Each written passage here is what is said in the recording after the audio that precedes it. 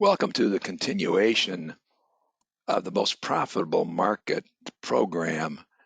And this is a program that ferrets out all the market niches where the supplier has a superior product and pursues those niches in ways that double the average EBITDA from only 15%, which the air, water, and combustion suppliers now enjoy, to 30%, which a few of them do enjoy, by practicing pretty much what we are preaching here. So we, in section 1, we covered the summary in the first 4 chapters, which really should be reviewed prior to this segment, which covers chapters 5 through 9. And chapter 5 is about identifying and ranking each prospect.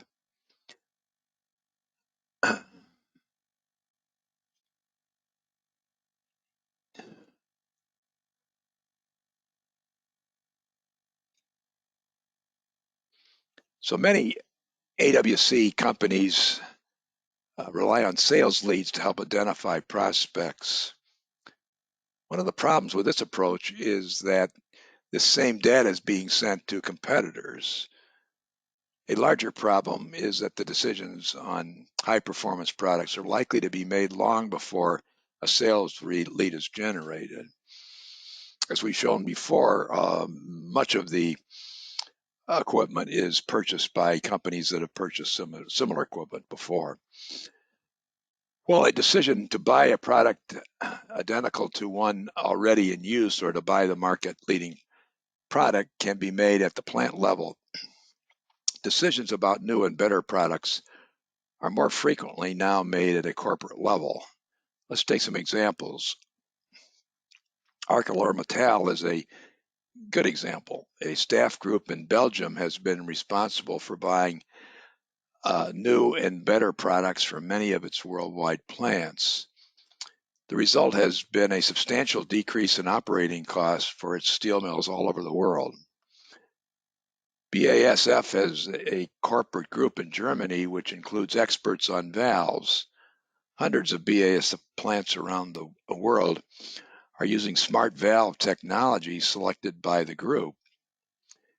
It is therefore desirable to set targets for each plant and for the entire corporation. You've got to work out really a corporate strategy. A coordinated marketing program for each large multi-plant company can leverage bottoms-up collaboration among the salespeople involved with the plants and corporate staff. In a company with multiple divisions which sell to the same customers, quotas for each product and then bottoms-up collaboration increases sales force effectiveness. Quotas for individual countries can be set by aggregating the individual company totals. Corporate staffs of major AWC companies are located in France and Germany. Worldwide purchase forecasts for the international companies are therefore desirable. In terms of during the sales effort needed in each country where the corporate marketing staff resides. In some cases, this will not be the corporate home office. In other words, with the example I gave you before of ArcelorMittal, they're an Indian corporation, but much of this decision-making worldwide takes place in Belgium. And here we have an example of the home-based French and German companies and valve purchases by each of them. So there are substantial worldwide purchases being made. Divisional collaboration is also important. A company with many divisions, such as Parker Hannifin, sells a wide variety of products to Intel. Intel makes many of the AWC decisions at the corporate staff level. If the salespeople involved with Intel are aware of the quotas or targets set for each division, they can better pursue bottoms-up collaboration. One division sells filters while a sister division sells the instrumentation to measure filtration performance. This results in the two divisions working on the same projects, and if they do so in tandem, they're more effective. Let's move on then to Chapter 6, which is holistic content marketing program development. So if you're going to be selling based on lowest total cost of ownership, you have to create a strategy that allows you to validate your superior product. There are ways to validate performance and utilize accurate cost factors using much of the knowledge which is already available, but hard to find. This is on the internet, etc. This knowledge is linked by creating an industrial internet of wisdom. This system provides the insights of subject matter niche experts, SMUEs, who not only have the past knowledge, but the ability to leverage the IIOW for even greater wisdom. And those can be internal niche experts as well. This wisdom should be then conveyed through a bottoms-up program in each niche. The combination of exhibiting, advertising, speaking, and contributing to articles should be organized around the LTCOV goal. The LTCOV in each niche should be clearly presented on the supplier's website along with links to the supporting evidence.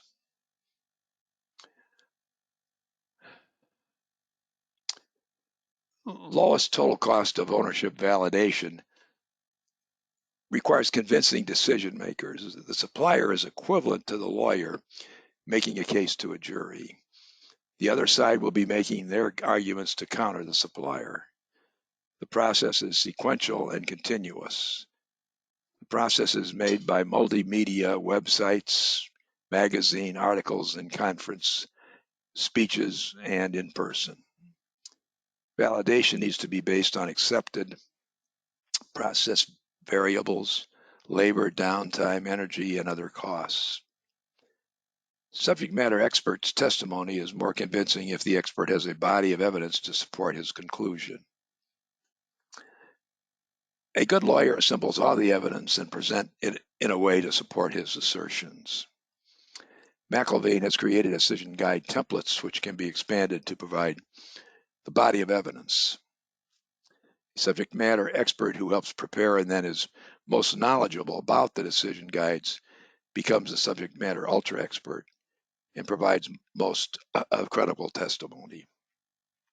And this could be a combination of in-house and outside experts that the company uses.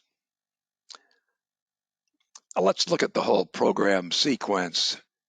You create the individual programs, which would be each of these little niches, market niches. So it might be boiler feed water pumps just for combined heat and power plants. You gather relevant evidence. You send the alerts and information to influencers and get their feedback. And then this allows you to expand the intelligence system, which in turn allow you to determine total cost of ownership factors. And this in turn allows you to validate the lowest total cost of ownership for the superior product. Future alerts and other information is then sent to prospects to convince them of the superiority of the product. Recorded interviews and webinars can be very effective, particularly if they have consultants and outside experts who are also participating. And involving the local salespeople is necessary, and then you are in position to obtain the orders at the high EBITDA. So just reviewing those, first you create the program pages. Each opportunity with a unique TCO factor should have a coordinated display with the ability to drill down more deeply on a sequential basis. This page should be easily accessible from the home page.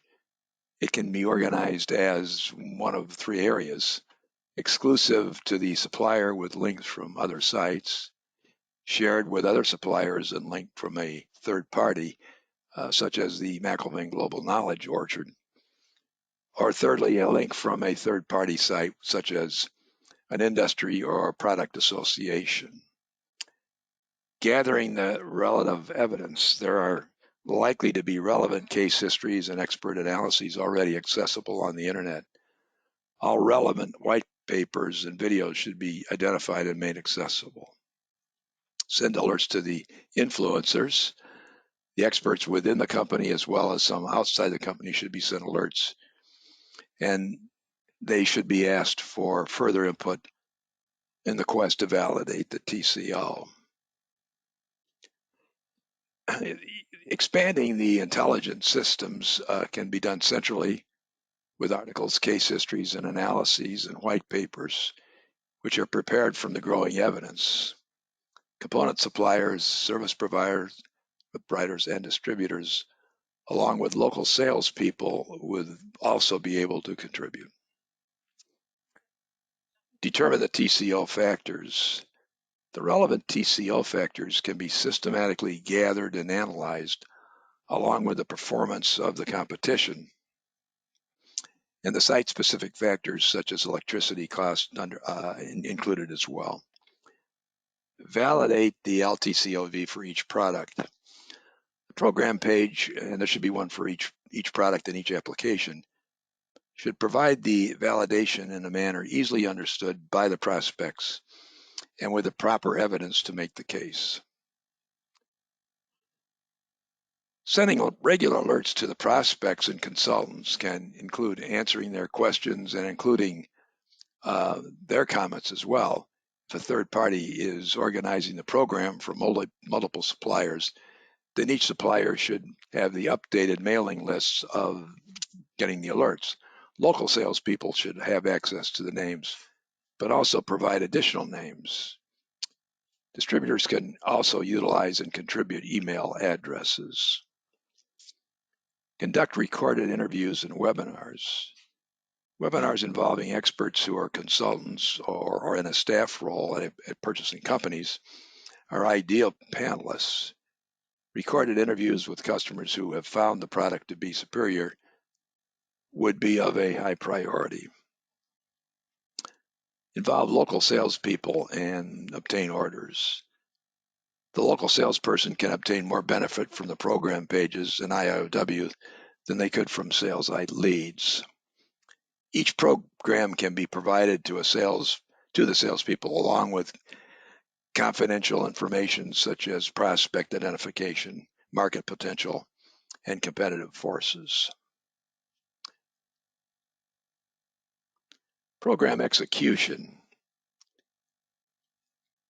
How do you go about doing this? For many individual products, there can be thousands of applications within many industries. Forecasts can be provided for each niche and for each major customer in that niche. It is necessary to prioritize the opportunity based on the near-term and long-term potential EBITDA. The development status of new products must be considered. The potential for acquisitions or joint ventures also has to be compared to the organic alternative. The entry into new areas such as hydrogen or single-use pharmaceutical products has to be influenced by the timing and size of the potential EBITDA. A holistic content marketing campaign should coordinate advertising, exhibiting, speaking, and in many cases, event participation in a manner which will be best provide the lowest total cost of ownership validation. In many cases, the customer or influencer will be an OEM and not the operator, in which case the TCO may be somewhat different depending on his relationship with the customer. The involvement of local salespeople and distributors can be assured with the alerts, discussions, and mutual access to the LTCOV evidence. With specific quotas available for each customer in each location, The salespeople can not only be evaluated, but can also provide insights to change the market forecasts for their territories.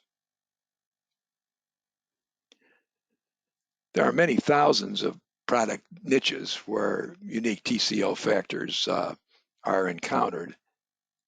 This particular view starts with the oil and gas industry and everything that flows from it, and then on to other industries that obviously are dependent to some extent on the energy, and mining, power generation, metals, municipal water, clean rooms, all these other areas all have potential unique niches for various different air, water, and combust products. Here's an example for HEPA filters. So HEPA filters can be used in gas turbines, clean rooms, HVAC, medical, dust collection, mobile, and within those major categories, they are used in subcategories. So be hospital operating rooms, for example, as opposed to medical devices. And each of these will have its own unique set of TCO factors and therefore EBITDA. The McIlvaine company is involved in a lot of these processes. So when it comes to HEPA filters for gas turbines,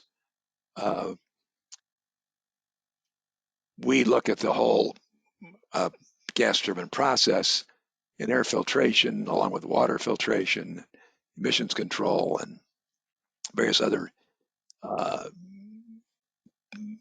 airflow, water flow, and combustion activities makes up the panoramic view that we're looking at there. And each warrants an individual program, but the gas turbine inlet filter program would include the suppliers of the systems, the filters, and the products and services used to determine the filter efficiency. Many of the air filter decisions are dependent on the turbine design. The fact that McIlvaine also has programs for process equipment is a big advantage. So the alerts that can be sent out on the HEPA filters not only can have the technical information, but also can keep the recipients alerted to activities such as exhibitions. And McIlvaine is working with INDA, who conducts the Filt Expo. And here's an example, for instance, of the air filter suppliers, media, as well as the equipment at the 2020 Filt Expo show. R&D investment decisions.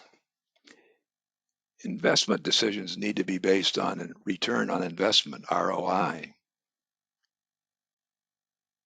The investment in development of a superior product must be compared to the size and timing of an EBITDA stream. The acquisition route can be compared to the organic route in terms of development cost. The air, water, and combustion opportunities include those in some of the fast-growing segments, which can utilize innovative high-performance air, water, and combustion products and services. For example, IIoT and remote O&M, smart valves, pumps, and filters can improve operations with quicker and more precise response, reduce safety and environmental risks, allow remote guidance to lessen manpower requirements on site and travel time for service engineers, set up cost reduction sharing arrangements with customers, and maximize EBITDA. Technologies to meet net zero CO2. One would be green hydrogen with water and renewable energy. Another is BECCS, which is the bioenergy carbon capture and sequestration, and along with CHP, is the most carbon negative of all the energy options. Homogenization to create new prepared foods from peanuts to yogurt, where pumps and valves are being used for that purpose. movement and treatment of expensive pharmaceuticals, liquefied CO2 for hydraulic fracturing, water purification and reuse as potable water, zero liquid discharge, hard-coated products to meet severe corrosion and corrosive conditions, single-use systems for small batch biological pharmaceuticals, filtration and masks to meet pandemic needs. I'd like to thank you for spending the time to learn a little bit more about what we believe in many respects is a brand new concept, but in other ways has been evolutionary to raise the EBITDA and to nearly double it for the air, water, and combust industry by pursuing all the market niches where higher profits can be achieved, and to do so in the manner that does result in the desired profits. I'd like to thank you for spending the time. Again, this is in two segments. You've just watched segment 2 in chapters 5 through 9. This is Bob McIlvaine. I'm available to answer your questions at any time. It's 847-226-2391.